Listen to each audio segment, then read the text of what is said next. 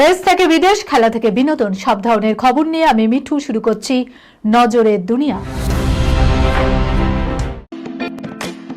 Lake view হাসপাতাল, সময় অসময় সব সময় আমাদের পরিষেবা modular OT, paediatric surgery, plastic surgery, general surgery, neuro surgery, urology, gastroenterology, gynaecology, orthopaedic, ENT, chest সমস্ত অভিজ্ঞ চিকিৎসকদের দ্বারা চিকিৎসা করা হয়।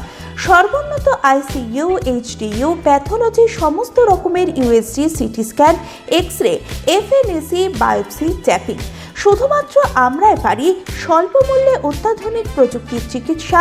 কলকাতা ও হায়দ্রাবাদের বিশেষজ্ঞ চিকিৎসকদের সুপরামর্শ, নিজস্ব ফার্মাসিতে 20% ছাড়ে ওষুধ।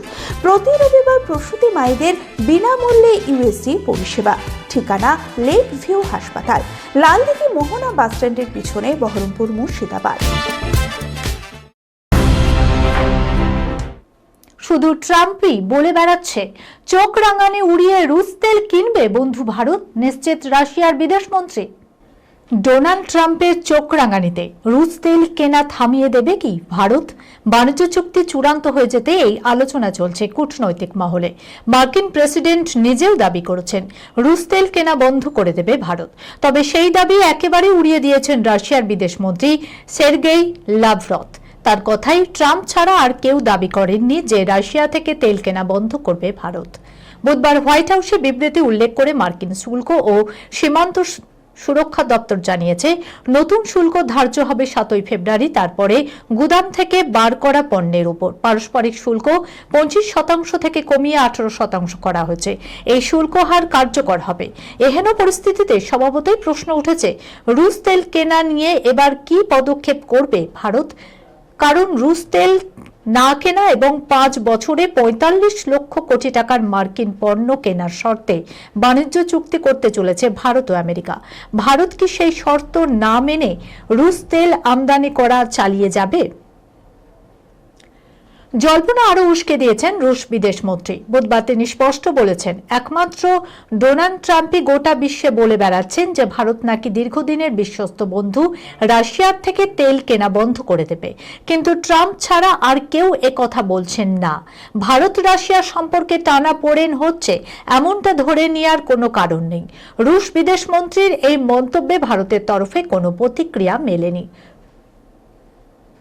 দিন দুয়েক আগে বিদেশ সচিব বিক্রম মিস্ত্রি বলেন জ্বালানির ক্ষেত্রে দেশের স্বার্থ রক্ষা করাই মূল লক্ষ্য, যাতে ভারতের সমস্ত নাগরিক এবং শিল্পক্ষেত্র পর্যাপ্ত জ্বালানি পায়।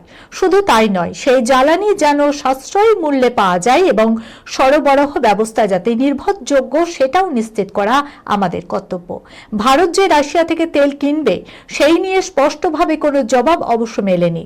তবে তাৎপর্যপূর্ণ মন্তব্য করেছেন বাণিজ্য মন্ত্রী পীযূষ গোয়েল। তিনি জানিয়েছেন ভারতের স্বার্থেই আমেরিকা থেকে তেল কেনা হবে। সে কথার অর্থ কি রুশ তেল আমদানি বন্ধ করে দেয়া?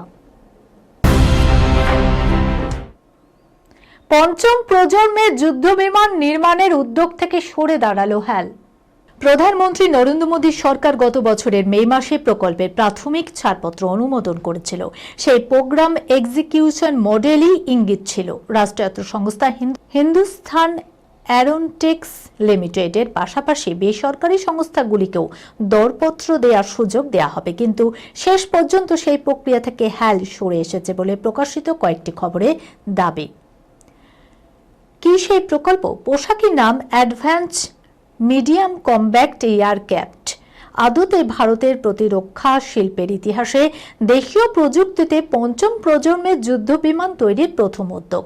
প্রাথমিকভাবে 5টি AMCA নির্মাণের বরাদ্দের জন্য 15,000 কোটি টাকা বরাদ্দ করেছিল কেন্দ্র, কিন্তু দরপত্র দেওয়া সংস্থাগুলির তালিকায় হ্যালের নাম নেই।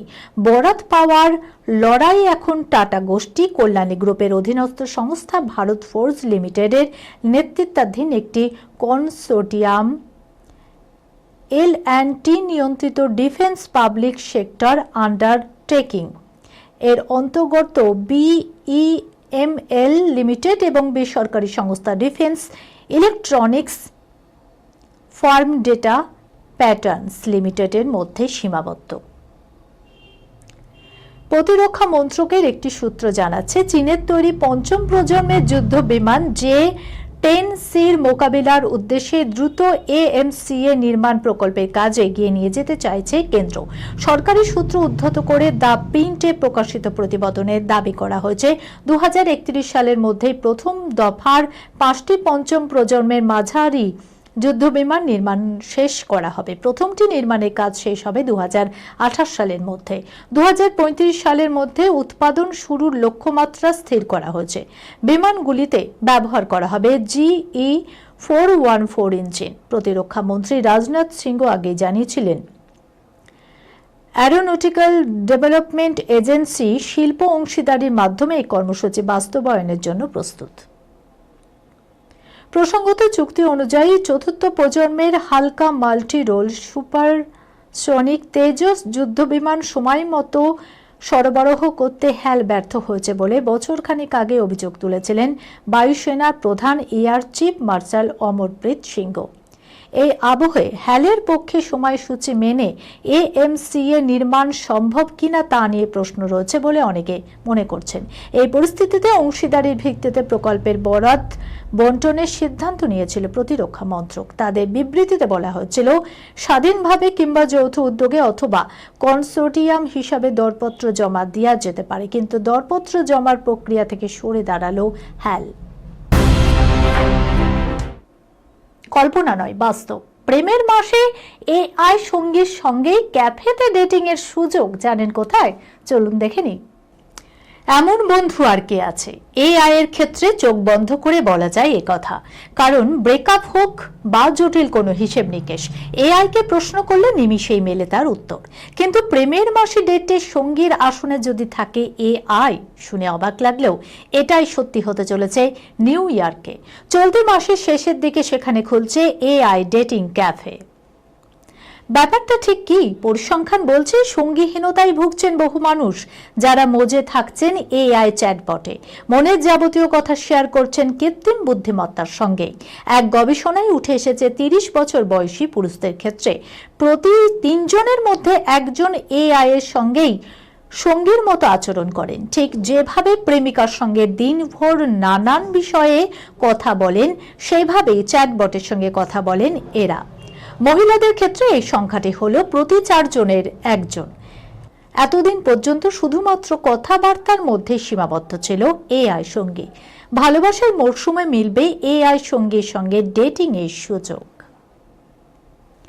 নিশ্চয় মনে প্রশ্ন জাগছে, কল্পনার এই প্রেমিকা কিভাবে নেমে আসবে বাস্তবের মাটিতে?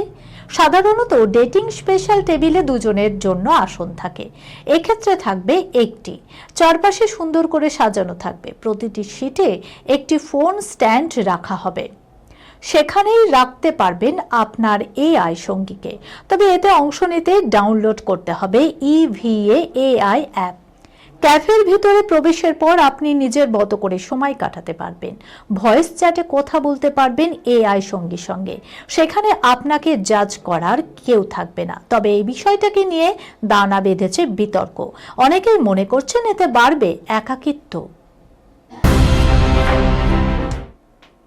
পুষ্পা 2 এর অভিনেত্রী শ্রীলীলার মুকুটে নয়া পালক সম্পূর্ণ করলেন ডাক্তারির পড়াশোনা, নিলেন শপথ। দক্ষিণের জনপ্রিয় অভিনেত্রী শ্রীলীলা হলেন ডাক্তার। একের পর এক ছবিতে কাজের পাশাপাশি ডাক্তারির পড়াশোনা শেষ করলেন তিনি। বুধবার সমাজ মাধ্যমে ভরে উঠেছে সহপাঠীদের সঙ্গে দাঁড়িয়ে তার শপথ পাঠের ভিডিও।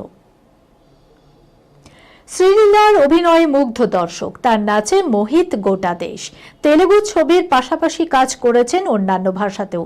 এবারে তার মুকুটে নয়া পালক। অভিনয়ের পাশাপাশি ডাক্তারির শংসাপত্র উঠল তার হাতে। দক্ষিণে চলচ্চিত্র জগতের বাণিজ্য বিশ্লেষক রমেশ পালা তার এক্স হ্যান্ডেলে পোস্ট করে জানান, চিকিৎসা বিদ্যা নিয়ে শ্রীলীলার পড়াশোনা সম্পন্ন হয়েছে। অভিনেত্রী অনেকের অনুপ্রেরণা, উল্লেখ করেন রমেশ। 2019 সালে কন্নড় ছবি কিসের মাধ্যমে অভিনয়ে আত্মপ্রকাশ করেছিলেন শ্রীলীলা। পরে তেলুগু ছবি ধামাকা তাকে জনপ্রিয় করে। এরপর একাধিক ছবিতে তিনি অভিনয় করেছেন। অল্লু অর্জুন অভিনীত পুষ্পা 2 ছবিতে কিসিক গানে নেচে ঝড় তুলেছিলেন শ্রীলীলা। চলতি বছরের শুরুতে পরাশক্তি ছবির মাধ্যমে তামিল সিনে দুনিয়ায় আত্মপ্রকাশ করেন তিনি, তবে ছবিটি বক্স অফিসে বিশেষ সাফল্য পায়নি। বর্তমানে তার হাতে রয়েছে অনুরাগ বসু ও ধনুষের পরবর্তী ছবির কাজ। অনুরাগ বসুর ছবির মাধ্যমে বলিউডে পা রাখতে চলেছেন শ্রীলীলা। ওই ছবিতে নায়কের চরিত্রে দেখা যাবে কার্তিক আরিয়ানকে। শোনা যাচ্ছে ইব্রাহিম আলী খানের সঙ্গেও জুটি বাঁধবেন তিনি, তবে সেই ছবির আনুষ্ঠানিক ঘোষণা এখনো হয়নি। এই খবরের সঙ্গে শেষ করলাম আজকের নজরে দুনিয়া। আপনারা দেখছেন টিভি 24 বাংলা, সংবাদ বিনোদন সারাদিন সারাক্ষণ।